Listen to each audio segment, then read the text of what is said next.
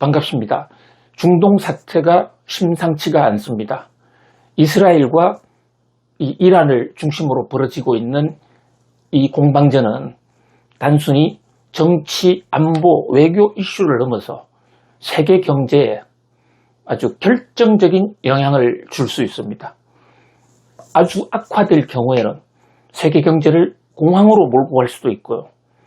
또 잘 타결이 되면 아주 환영 랠리, 대폭등 장세도 올 수 있습니다. 중동 사태는 경제 문제와 결코 멀어질 수가 없고 그 자체입니다. 중동 사태를 이해하지 못하고 세계 경제를 진단한다? 의미 없다라고 봅니다. 자, 그런 면에서 지금 시리즈 방송으로 영상을 올려서 구독자님들에게 쏘아드리고 있는데요. 오늘은 미국은 왜 이란과의 협상을 파기했을까? 트럼프의 노림수 등을 중심으로 말씀을 드릴게요. 자, 1편에서 간략하게 말씀 올린 대로 오바마 대통령 시절 오바마 대통령이 8년간이나 미국을 통치하지 않았습니까? 그때 미국과 이란이 핵 협상을 타결했더랬습니다. 그때 우리나라도 난리가 났죠. 특히 건설주 같은 거. 우리가 이란과 원래 석유 중동 개발 첫 파트너가 이란이었거든요. 첫 파트너가 이란이었는데 78년, 79년에 팔레비 왕조가 무너지고 호메이니가 오고 지금은 그 호메이니의 수제자라고 할 수 있는 하메이니가 국가 최고 지도자인데요. 이란은 최고 지도자가 신정 통치이기 때문에 종교 지도자가 최고의 지도자고 대통령은 별로 의미가 없습니다. 우리나라로 치면 총리 정도밖에 안 돼요. 선거로 뽑지만 최고 지도자에게 모든 것을 다 물어서 해야 되기 때문에 하메이니의 뜻이 이란의 뜻이다. 대통령은 의미 없다. 이렇게 볼 수 있는데요. 그 이란과 78년, 79년 이전에는 굉장히 경제 교류가 많았고 그래서 서울에 왜 테헤란로가 생겼느냐 그것까지 1편에서 말씀을 드렸지 않습니까? 자, 그런데 78년, 79년에 팔레비 왕조가 무너지면서 이란이 서방 국가가 갖고 있다. 특히 영국이 갖고 있고 영국이 그것을 나중에 미국에 팔았습니다. 그 채굴권을 강제 압수를 했다고요. 그러니까 서방 국가 입장에서는 이란이 원수죠. 근데 이란 입장에서는 이게 무슨 소리야? 그 팔레비 왕조가 국가의 재산인 석유를 채굴권을 수백 년간 특별히 견제 장치도 없이 무조건 서방한테 줬다. 그 계약 자체가 무효다. 이제 강제로 강탈당하고 있던 우리의 권리를 찾아가는 것이다 하면서 호메이니가 찾아갔는데 마지막 헤어지는 과정도 이란 그 시위대들 나중에는 군부가 미국 대사관을 점거를 해버렸습니다. 다른 나라의 대사관을 점거한다는 것은 이것은 전쟁하겠다는 것이거든요. 그래서 당시 지미 카터 정부가 엔테베 작전까지 동원하면서 미국의 해병대를 투하해서 외교관을 구출하려는 대작전을 벌입니다만은 그 작전이 실패하죠. 사실 그래서 지미 카터 대통령이 재선에 실패한 겁니다. 이란 문제 하나 해결도 못한다 해서 정말 인권 대통령으로서 굉장히 존경을 받았지만 외교가 무능하다 해서 국민들에게 이제 버림까지 받게 됐었죠. 그때부터 이란과 미국은 계속 견제, 그러니까 서로 으르렁거리는 사이였는데요. 이란 입장에서 가만히 보니까 이 유럽의 세력들이나 미국의 서방 세력을 뒤에 업은 이스라엘과 경쟁을 해 나가는 과정에서 재래식 무기로서는 도저히 희망이 없다. 이길 수 없다. 이렇게 판단을 한 겁니다. 그래서 이란의 최고 지도자 하메이니 옹께서 그렇다면 우리가 살 수 있는 길, 이스라엘을 견제할 수 있는 길은 핵밖에 없다. 이거 어디서 많이 듣지 않았습니까? 이거 북한에서 배워온 겁니다. 북한의 김정은 정권, 지금은 그 아버지인 사실 김정일 정권 때 핵 개발이 본격화됐죠. 북한은 지금 상당 부분 성공했어요. 그러니까 이란, 우리라고 해서 성공하지 못할 게 뭐가 있냐. 그래서 핵 개발에 박차를 가했습니다. 핵을 개발하려면요, 우라늄이란 게 있어야 됩니다. 우라늄이 그냥 있어야 되는 것이 아니라 이 우라늄을 농축을 해줘야 돼요. 농축도가 약 90% 정도는 돼야 그것을 핵탄두에 실을 수가 있거든요. 북한은 이미 실었다고 북한이 발표하고 있어요. 그러니까 북한이 한국의 강력한 반대 속에서도 어쨌든 핵을 성공하지 않았습니까? 그렇다 보니까 미국 입장에서는 이란도 언젠가 핵을 만들 수가 있다라는 겁이 난 것이죠. 그렇게 생각한 사람들은 이스라엘이에요. 북한의 핵무장에 대해서 제일 걱정하는 세력 중에 하나가 이스라엘이란 말이죠. 근데 오바마 때는 이란과 잘 지내는 게 좋다. 이란과 경쟁하기보다는 우리 핵 협상하자. 그럼 이란의 요구 조건은 뭐냐면요, 우리 우라늄 농축을 할게. 그런데 이것을 핵무기로는 안 쓸게. 그러면 우라늄 농축 비율을 90%까지 올리지 않으면 그것을 핵으로는 바로 쓸 수가 없거든요. 근데 원자력은 개발해야 된단 말이죠. 지금 사우디, 이라크, 이런 나라들이 지금 원자력 발전소를 짓고 있잖아요. 원자력 발전소를 짓고 있다는 것은 우라늄 농축을 하고 있다는 얘기고, 그것이 NPT의 감시 감독을 받으면 돼요. 그래서 이란도 우리 NPT의 감시 감독을 받겠다. 핵 확산 저지 국제기구, 유명한 NPT 있지 않습니까?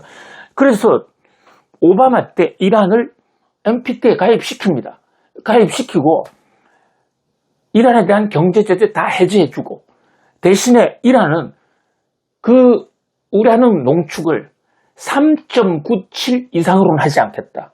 자, 지금 핵무기를 만들려면 90%까지 가야 되는데 이란의 우라늄 농축은 3.97%를 넘을 수 없도록, 그게 오바마 때 미국과 이란의 핵 협상입니다. 그때 그 핵 협상에는 중국도 러시아도 유럽 국가들이 다 참여했습니다. 그래서 세계가 환호했죠. 이제 이란도 경제도 활성화가 된다. 그리고 유가도 떨어질 것이다. 그리고 오바마 때 실제로 국제 유가가 굉장히 많이 떨어졌습니다. 이제 그러다가 코로나 때 이제 코로나를 지나면서 국제 유가가 대폭등을 해서 이제 문제가 됐는데요. 자, 트럼프가 이제 대통령으로 들어옵니다. 트럼프가 대통령으로 들어온 게 2017년이잖아요. 2016년도 선거에서 당선이 돼서 2017년 1월 달에 워싱턴으로 들어옵니다. 근데 트럼프의 딸에 이방카라는 딸이 있었고, 또 그 남편 쿠슈너를 여러분 아시죠? 사위. 그게 유대인이고 친이스라엘 정부의 강력 우파 유대인인데, 이 쿠슈너를 통해서 이스라엘이 트럼프에게 많은 정신적인 쇠뇌를 합니다. 자, 이란이 3.97% 우라늄 농축 3.97% 이상으로 하지 않겠다고 하는데 이란은 어떻게 믿냐.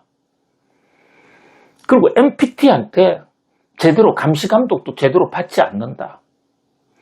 그리고 이란이 지금 하는 행태를 보면 이 하마스, 그러니까 팔레스타인 세력에 지금 무기를 다 이란에서 대주고, 하마스라는 조직 자체가 사실은 이란 사람들이 만들었다 해도 과언이 아닙니다. 그뿐만 아니라 지금 레바논에 들어가 있는 이 헤즈볼라, 최근에 이스라엘이 헤즈볼라를 엄청나게 진격해서 때리지 않았습니까? 그건 바로 이란의 전위대나 마찬가지입니다. 그러니까 이스라엘로서는 팔레스타인 문제를 해결하기 위해서는 이란 문제가 없어지지 않으면 문제가 없어지지 않으면 평화가 없다. 이렇게 생각하는데 이스라엘이 보니까 오바마가 만든 이란의 핵협정은 이란의 핵무장을 언젠가 할 수 있도록 보장해 주는 거 아니냐. 그런 차에 북한이 NPT를 들어갔다가 그래가지고 눈속임을 많이 했고 우라늄 농축 안 한다. 또 심지어 그 우라늄 농축 기지나 핵시설을 스스로 파괴하지 않았습니까? 파괴했다가 다시 만들었잖아요. 그거를 본 이스라엘 사람들은 이란과 북한은 악의 축으로 부시 대통령 때 이게 같은 패키지예요. 그러니까 이란 안 된다. 그래서 트럼프 대통령한테 이란하고 핵 협상을 다시 해달라. 무슨 얘기냐면 이란에 대해서 우리 경제 지원할 수 있고 미국이 경제 지원해 주는 거 다 우리 찬성하고 도와주는데 단 이란이 우라늄을 한 푼도 농축하지 말라. 그걸 요구하기에 이르는 겁니다. 그러니까 트럼프 대통령은 평소에도 그런 생각을 가지고 있었던 데인데 이제 쿠슈너를 통해서 이스라엘 강경파들의 입장을 동조를 해서 취임하자마자 일방적으로 전 세계가 사인을 찍었던 그 이란과의 핵협상, 단순히 그 협상은 이란과 미국만의 협상이 아니었습니다. 강대국들이 여기 다 들어갔어요. 그 협상을 미국이 파기해버렸습니다. 그런데 그 협상이 미국과 이란과의 협상만이 아니었기 때문에 아니었잖아요. 그러니까 지금 이란과 유럽 또는 그 러시아와의 핵협상은 아직 파기가 안 됐어요. 미국만 파기하고 미국이 이란 입장에서 볼 때는 일방적으로 저거가 파기해놓고 경제 제재를 때리는 겁니다. 여러분 지금 중국에 화웨이라는 회사가 있어요. 멍완저우. 자, 중국의 대표적인 그 스마트폰 만들고 특히 무선 이동 통신의 컴퓨터 반도체를 만드는 중국의 대표적인 IT 기업이죠. 거기에 멍완저우라는 창업주의 딸이 캐나다에서 미국 당국에서 체포된 사건이 있었습니다. 이란과 경제 협력을 했다고 그래서 트럼프 1기 시절에 체포가 됐었습니다. 왜 미국의 제재를 어기고 이란에 도와줬느냐? 그런데 중국 입장에서는 바로 오바마 때 전 세계가 이란하고 협정을 맺었단 말이에요. 협정을 미국이 파기했지. 세계가 공헌하지 않은 것이니까 중국 입장에서는 좀 황당하죠. 국제사회의 룰도 아닌데 미국이 안 한다고 해서 이란과 협조하지 마 해서 협조 안 한 거 중국 그렇게 말 잘 안 듣는 나라잖아요. 어쨌든 이 멍완주 화웨이의 딸이 캐나다를 갔다가 미국의 요구사항에서 일단 체포가 됐는데 캐나다 당국은 미국으로 압송을 하지 않았어요. 지금 뭐 재판 받다가 결국은 그 멍완주의 딸은 중국으로 돌아가 있는 사건이 허지부지 됐어요. 어쨌든 그 중국 화웨이 사건도 그 배경이 미국과 이란의 핵협상이 엉성하게 깨지면서 문제가 생겼던 것이죠. 자, 그러면 미국은 이란을 적대국으로 또 이란도 미국을 적대국으로 두 나라는 지금 원수가 됐어요. 그런데 바이든 시절에는 미국이 이란을 향해서 별도로 공격 안 했어요. 협상은 깨져 있었지만은 다시 한번 협상하자라고 그 이란과 접촉은 하고 있었죠. 그 와중에 이란과 유럽은 이 여전히 핵 협정이 유효하다. 이란은 그렇게 주장하고 있어요. 그런데 미국이 유럽 국가에 대해서 이란하고 경제 협력하면 내가 제재할 거야. 이러니까 유럽 국가들이 좀 망설이긴 했죠. 그리고 망설이니까 이란 입장에서 말씀드리자면요. 자기들은 당초 오바마 미국 대통령하고 합의해놨던 우라늄 농축을 경제용에만 쓰겠다. 3.97% 절대 안 넘겠다. 그 한 조항 잘 지키고 있는데 유럽 국가나 미국이 이란에 대해서 경제 제재를 한다? 이건 불공평한 거 아니냐. 그래서 트럼프 대통령 취임, 그러니까 2기 트럼프 대통령이 이제 그 취임한 게 2025년 1월이잖아요. 1월부터 트럼프가 다시 와서 강경하게 이란을 때리니까 이란도 안 되겠다. 우리도 우라늄 3.97% 상한선을 두고 그 이내에서만 농축하겠다는 거 그거 없앨게. 그러니까 이란에 우라늄 농축이 이제 본격적으로 시작이 된 거죠. 이렇게 트럼프 대통령 취임하자마자 퍼스트 프라이어리티로 이란의 우라늄 농축 이거 인정하지 못하겠어. 그래서 협상 다시 하자. 그런데 이란이 협상 안 하려고 그래요. 트럼프의 속내 뻔히 아니까. 그 속내라는 게 뭐냐면 이란은 우라늄에서 완전히 손 떼라. 근데 이란은 우리 완전히 손 떼는 거는 못 하겠다는 거예요. 경제적인 거는 계속하겠다. 북한도 초기에 그랬었어요. 그렇게 서로가 팽팽하니까 대화가 안 되는 거죠. 그 중간에 있는 이 고래 싸움에 중간에 있는 이웃들이 굉장히 피곤하잖아요. 그래서 유럽 각국들이나 특히 중동 국가들이 그래도 한번 만나라 보세요. 그리고 협상의 대상자로서 오만이라는 나라를 택한 거예요. 오만이 비교적 이란하고도 가깝고 또 사우디도 별로 오만에 대해서 크게 저항감이 없는 유럽의 스위스 같은 그런 입장이라고나 할까요? 이게 오만하다, 성격이 못됐다, 그거 오만하다가 아니고 오만이라는 나라예요. 자, 오만이 있고 옆에 예멘이 있는데 우리 지금 커피 먹는 거 있죠? 요 커피의 발상지가 바로 요 국가들입니다. 여기서 이 커피가 이쪽으로 넘어갔어요. 그래서 사우디의 성지 메카의 사우디 이슬람교의 수도사들이 커피를 한 잔 먹고 하니까 밤샘하게 좋고 정신이 맑아진다. 이래서 먹었던 것을 유럽 국가가 이 중동을 침략을 하면서 그 왕족들이 먹는 검은색의 뭔가 맛있는 게 있으니까 그것을 유럽이 먹기 시작했고 그게 우리나라와 미국에도 지금 퍼진 거예요. 자, 어쨌든 오늘 커피 얘기하려고 하는 거 아니고요. 언젠가 이 커피 얘기는 한번 이 경제적으로 중요한 조화이기 때문에 한번 말씀을 드릴게요. 여기서 나온 이 나라들 오만이 지금 중재하고 있는데 이 예멘은 완전히 지금 예멘이 남예멘, 북예멘으로 갈라져 있잖아요. 세계에서 유일하게 유이하게 두 분단국과 남한과 북한, 남예멘, 북예멘 갈라져 있는데 한쪽은 저쪽 이란파고 또 한쪽은 사우디파고 이렇게 갈라져 있어요. 근데 오만은 뭐 양쪽이 비교적 믿을 수 있다 해서 오만 너희들이 중재해 이래서 요즘요 사우디와 이란의 협상이 만나서 대화하는 게 아니에요. 오만이 나서서 이제 호텔에 가면 1층에는 이란이 있고 미국은 12층에 있고 오만 외교관들이 왔다 갔다 하면서 1층에 가서 이란 입장이 뭐야? 그럼 그것을 들어가지고 12층에 가서 미국한테 이란 쟤들이 요까지는 받아들일 수 있다는데요. 미국 생각은 어때요? 뭐 이까지는 되고 어쩌고 이 협상을 벌이고 있거든요.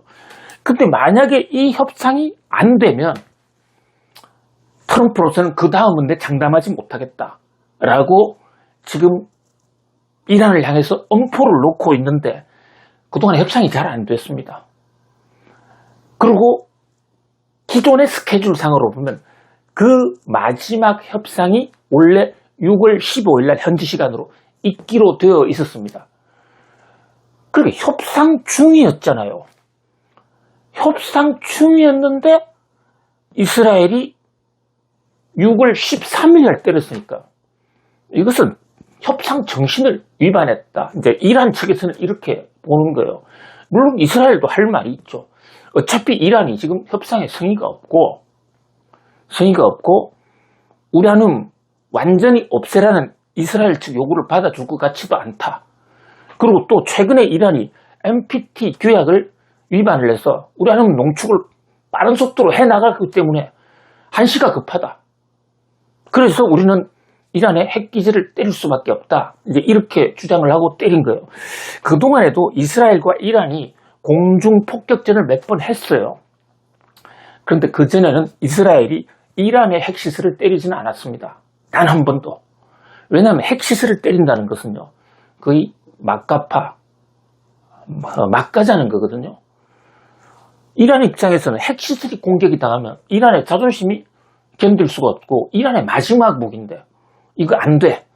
그럴 수 있고 또 잘못 때리면요, 그 방사능이 유출돼가 이 전역이 핵폭탄 터지는 것과 마찬가지로 될 수도 있는 거 아닙니까? 굉장히 위험한 일이잖아요. 그럼에도 불구하고 이스라엘이 때렸다. 그만큼 이란의 핵 무장에 대해서 이스라엘은 겁을 내고 있었고 또 상당히 진전되고 있었다. 그래서 두 가지 시각이 있습니다. 하나는 이스라엘 입장에서는 어차피 협상이 안 될 거니까 협상 끝나고 나서 때리는 것보다 선제 공격을 해서 허를 찌르면 보다 더 효과적으로 그 핵 무기를 파괴시켜버릴 수가 있다. 뭐 이런 전략적 판단을 했을 수도 있고요. 또 하나는 협상이 될지 안 될지는 모르지만 협상이 만약에 된다 하더라도요, 된다 할 때 이란의 핵시설이 상당히 있는데 협상이 되면 협상 이후에 그 핵시설을 가지고 무슨 짓을 할지 모르잖아요. 그러니까 국제 간의 합의가 이루어지기 전에 핵시설부터 때려놓고 보자. 뭐 이런 분석이 있는데 그 속내는, 이스라엘의 속내는 제가 네타냐후하고 인터뷰를 안 해봤기 때문에 알 길이 없는 겁니다. 어쨌든 그렇게 여러 가지 설이 난분분한데요. 자, 이제 주말에 핵협상이 과연 어떻게 되겠느냐. 지금 이란이 이렇게 두드려 맞고 폭격을 당했는데 과연 주말에 협상이 제대로 되겠느냐. 그럼 협상이 안 되면 이제 전면전으로 갈 수도 있는 거예요. 미국이 공언한 대로. 사실 이번에 이스라엘이 이란을 때린 것도 미국이 몰랐겠습니까? 미국이 알았다. 이것은 뭐 100%, 99% 사실일 것이고요. 안 정도가 아니라 미국하고 깊이 논의해서 공동작전을 폈다. 이렇게 보는 시각도 많이 있습니다. 실제로 이라크에 있는 외교관들이나 이라크에 있는 미국 사람들, 이스라엘이 이란 때리기 전날 다 나와라 그러지 않았습니까? 그래서 국제유가가 폭등하지 않았습니까? 그런 관점에서 뭐 미국과 이스라엘이 좀 사이가 안 좋다 일부 전문가들이 얘기하는데, 저는 사이가 안 좋은 것도 안 좋다 하더라도 일시적이고 그것은 작전법이다. 미국이 자국, 만약에 이란과 미국 전쟁으로 바로 가는 것을 막기 위해서 이스라엘과 이란이 싸우더라도 너희 둘이 싸워. 로 조금 빠지고자 하는 그런 전략인데, 그러나 트럼프 대통령은요, 앞으로 임기가 상당히 많이 남았는데 이란의 핵 우라늄 3.97% 인정하는 방식의 핵협상, 그것을 해줄 수가 있겠습니까? 자기가 파기한 건데 쉽지 않을 거예요. 또 미국에 있는 많은 유대인 세력들이, 트럼프를 도왔던 세력들이 이란에 핵무장 못하도록 하라, 아예 우라늄과는 손 떼라 라고 지금 주장하고 있고요. 그렇기 때문에 트럼프 대통령 입장에서도 이란이 손 떼면 우리가 대폭적 지원해 줄게, 이걸 만약 이란이 받아들이면 경제적으로는 대반전이 와요. 그런데 이란의 하메이니 입장에서 한번 보세요. 이게 우라늄 3.97% 농축한 거라도 끝까지 농축할 수 있다는 것도 하나의 카드고, 어떻게 보면 이란을 지킬 수 있는 마지막 수단 아니겠습니까? 마치 김정은, 북한의 김정일, 김정은이 그 위험을 감수하면서 핵을 가지려고 했던 것과 비슷한 심정일 거라고요. 지금 재래식 무기로 하면요, 이스라엘을 이란이 당할 수가 없어요. 이란은 굉장히 땅덩어리가 큰 나라예요. 땅덩어리가 큰 나라인데 그동안에 경제 제재를 워낙 받아가지고 제대로 지금 비행기가 뜨기도 어려운 상태예요. 자, 비행기가 이란이 많이 갖고 있는데, 이란이 갖고 있는 비행기요, 경제 제재 전에 수십 년 전에 미국 보잉사로부터 사왔던 비행기, 또는 에어버스라는 프랑스 회사로부터 사왔던, 지금 전투기 만들 수 있는 회사가 미국의 마틴, 그 다음에 보잉, 유럽의 에어버스 정도밖에 없거든요. 중국도 지금 전투기 못 만들어요. 그런데 비행기가 많이 있어요. 그런데 그 부품이 없어요. 근데 기계는 부품을 계속 갈아줘야 돼요. 비행기가 못 뜨는 게 제대로. 떠도 사고가 많이 나고. 그런 면에서 이란의 경제도 석유를 못 파니까, 이란이 경제가 뭐가 있겠면 석유 팔아야 되는데, 트럼프가 일기 때 파기해버리면서 이란과 경제 교류하면, 이란과 경제 교류한다는 게 뭡니까? 이란이 석유를 사가야, 이란이 달러가 돌아갈 거 아닙니까? 그럼 달러가 돌아가야 경제 개발도 하고, 심지어 우리나라가요, 이란에 석유 사고, 석유 수입 대금 갖고 있었는데, 그것도 미국이 주시마 해가지고, 최근까지 못 줬잖아요. 그런데 트럼프가 잠시 백악관을 빈 사이에, 바이든 대통령 때, 이제 우리나라 윤석열 정부 때 이란과 미국이 좀 관계가 좋아져서 그 돈이 다시 이란으로 넘어간 일이 있었죠.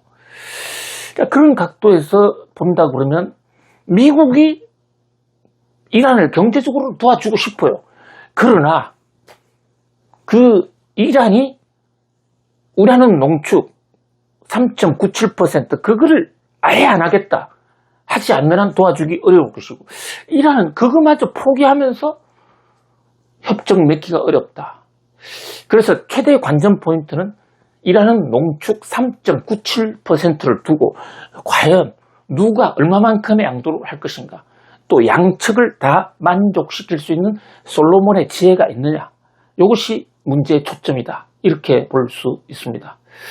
자, 이 대목 3편에서 또 이어가서, 자, 3편에서는 그 이스라엘과 이란의 그동안의 전쟁, 또 이 인근 국가들 호르무즈 해협이 봉쇄가 되느냐, 이게 사실 우리한테는 경제적으로 큰 관심사거든요.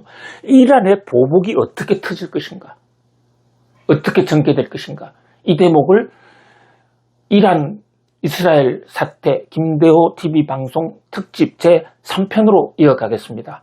자, 여러분 구독자님들 오늘도 성공하세요. 감사합니다.